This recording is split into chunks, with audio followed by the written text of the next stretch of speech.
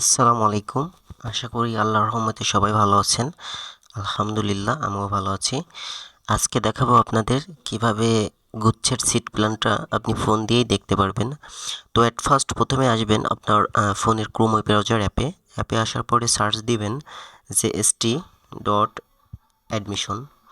দেওয়ার পরে এমন একটা ইন্টারফেস আসবে। আসার পরে প্রথমে যে লিঙ্কটা দেখছেন জিএসটি অ্যাডমিশন, এখানে ক্লিক করবেন।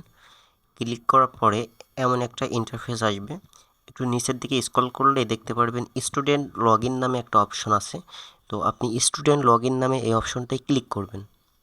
ক্লিক করে দেখবেন যে লেখা আছে অ্যাপ্লিকেন্ট আইডি আর তারপরে হচ্ছে পাসওয়ার্ড। স্টুডেন্ট আইডি এবং পাসওয়ার্ড দিয়েই আপনার লগ ইন করতে হবে। তো আমি একটা স্টুডেন্ট আইডি এবং পাসওয়ার্ডটা দিয়ে দিচ্ছি।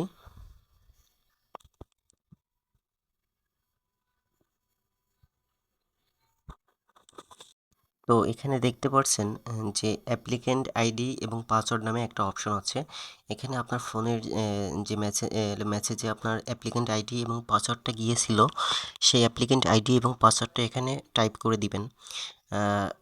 এরপরে লগ ইনে ক্লিক করবেন। তো একটা কথা বলে রাখি, যাদের হচ্ছে অ্যাপ্লিক্যান্ট আইডি বা পাসওয়ার্ড মনে নাই, পাসওয়ার্ড ভুলে গেছে বা হারিয়ে গেছে, তারা এই যে উপরে একটা অপশন আছে না, যে রিকভার অ্যাপ্লিক্যান্ট আইডি বা পাসওয়ার্ড, এখান থেকে আপনি আপনার আগের যে অ্যাপ্লিক্যান্ট আইডি এবং পাসওয়ার্ড সেটা আবার পুনরুদ্ধার করতে পারবেন।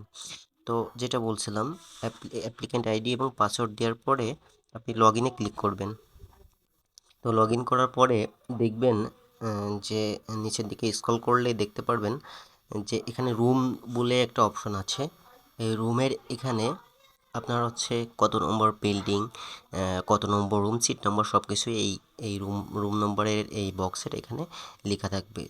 তো এখানে যেহেতু আমি এটা কমার্সের ইউনিটের স্টুডেন্টের লগ ইন করছি, সেহেতু তাদের হচ্ছে এখন সিট প্ল্যান দেয়নি, তাদের 8 তারিখে দিবে 12টার পরে। তো যেহেতু মানবিকের সিট প্ল্যানটা আজকে দিয়ে দিয়েছে, তো আপনারা এখানে এই রুম নম্বরের এখানে আপনার সকল ডিটেলসটা দেখতে পারবেন। তো ধন্যবাদ সবাইকে, ভালো থাকবেন, সুস্থ থাকবেন। আল্লাহ হাফেজ। আসসালামু আলাইকুম।